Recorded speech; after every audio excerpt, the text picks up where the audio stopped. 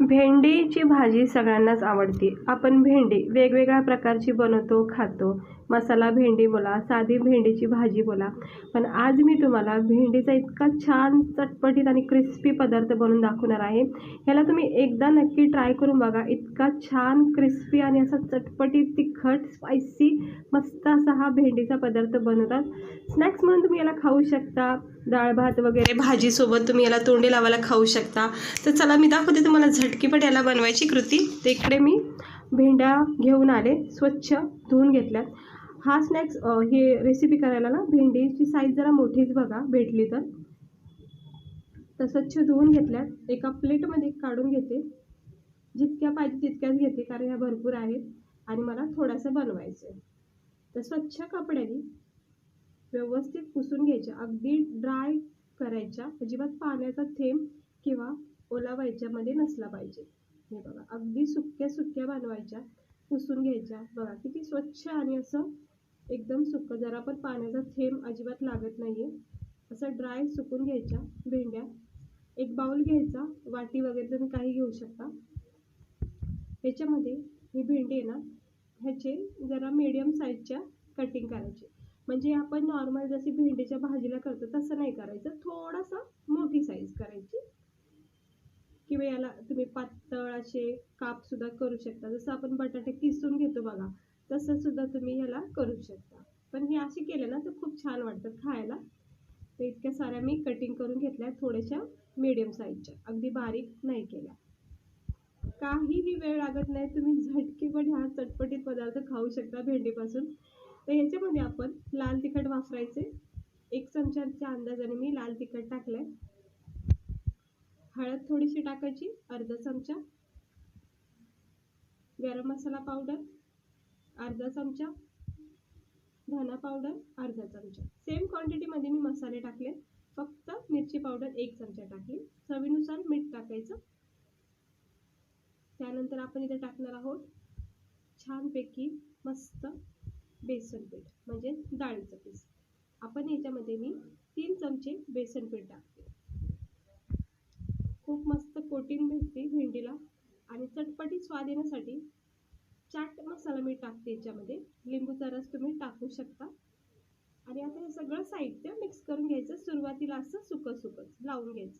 सगळे मसाले वगैरे भेंडीमध्ये जरा मिक्स करून घ्यायचे आणि मग थोडंसं किंचित असं पाणी टाकायचं. अजिबात पातळ करायचं नाही, म्हणजे जास्त पाणी नाही टाकायचं. मसाला कसा चिटकला पाहिजे भेंडीला, सर्व मसाले मिक्स झाले पाहिजेत. आणि आपण भेंडी सुकी करून घेतली, म्हणजे कापडाने पुसून घेतल्यामुळं लगेच बेसन पिठाची मसाल्याची कोटिंग ह्याला बसते. पॅक होऊन जातात सगळ्या भेंडीला मसाले.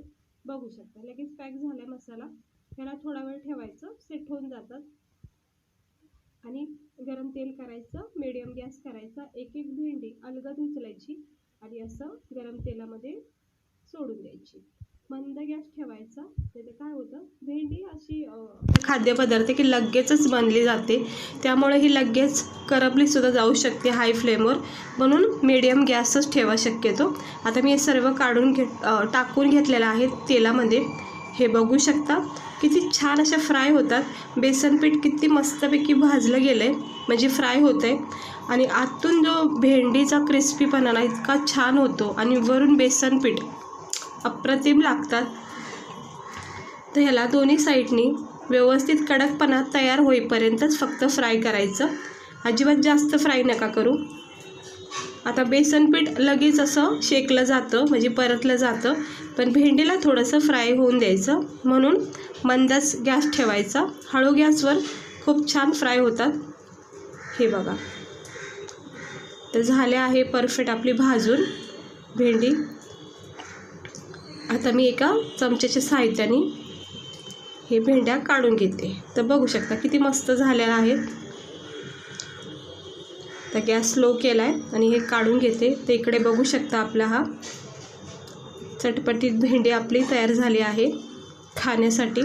दुसरे सुद्धा टाकून घेते, पण मी आता चमच्याच्या साहाय्याने एक एक उचलून टाकते. हे बघा मस्तपैकी असं फ्राय करून घ्यायचं. सेम प्रोसेसनी जसं आपण सुरुवातीचं फ्राय केलं आहे भेंडी तशीच फ्राय करायची. खाली वरून म्हणजे दोन्ही साईडून कडकपणा, क्रिस्पीपणा आणि भेंडीला चांगलं भाजून द्यायचं. नाही तर भेंडी जास्त भाजली नाही ना चांगली तर अशी गिळगिळ म्हणजे पिचपिच बोलतो ना आपण तसं राहून जाईल भेंडी एकदम.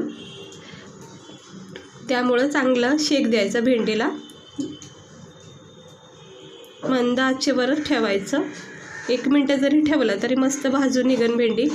आता याला थोडा वेळ देते आणि मग काढून घेऊया. बघू शकता टेक्स्चर बदललेला आहे आणि व्यवस्थितपणे भेंडीसुद्धा आपली फ्राय झाली आहे. बेसन पीठ पण परफेक्ट असं फ्राय झाले. काढून घ्यायचं लगेच. खूप कमी तेलामध्ये आणि खूप कमी वेळामध्ये होणारा हा भेंडीचा चटपटीत असा हा स्नॅक्स मी तुम्हाला दाखवला आहे. किंवा एक आपल्या छोट्याशा भुकेसाठी हे तुम्ही बनवू शकता. बघू शकता किती मस्त क्रिस्पी आणि कुरकुरीत अशी ही आपली मसाला चटपटीत भेंडी तयार झालेली आहे. इतकी भारी लागते ना खायला. म्हणजे ना तुम्ही याला रोटीसोबत भाकरीसोबत खाऊ शकता. म्हणजे ना भाजी वगैरे कधी नसती घरामध्ये अशा वेळेत ना तुम्ही ही भेंडी नक्की ट्राय करा. अशा पद्धतीने मसाला भेंडी, साधी नॉर्मल भेंडी आपण नेहमी करतो, पण ही बेसन पिठातली अशी चटपटीत भेंडी नक्की करून बघा. आवडीने खाताल. स्नॅक्स म्हणून सुद्धा तुम्ही याला चहासोबत खाऊ शकता. इतकी भारी लागते. आणि दुसरी गोष्ट टिफिनला वगैरे सुद्धा भाजीचा कंटाळा आला ना त्यावेळेस तुम्ही हे झटकीपट करू शकता. तर मस्त लागती रेसिपी. खूप छान आहे. डाळ भातासोबत भाजी काही नसली तर त्यावेळेस सुद्धा तुम्ही ही अशी भेंडी फ्राय करू शकता. तर बघा बेसनाची किती छान कोटिंग लागली आणि मस्त पॅक झाले बेसन चारी बाजूनी. तर मला तर राहत नाही. मी एक बाईट्स घेऊन बघते. तर मस्त वाटली. खाता वेळेस चटपटीत स्वाद जाणवला. बेसनाचा क्रिस्पीपणा जाणवला आणि नरम मस्तपैकी अशी भेंडी लागली.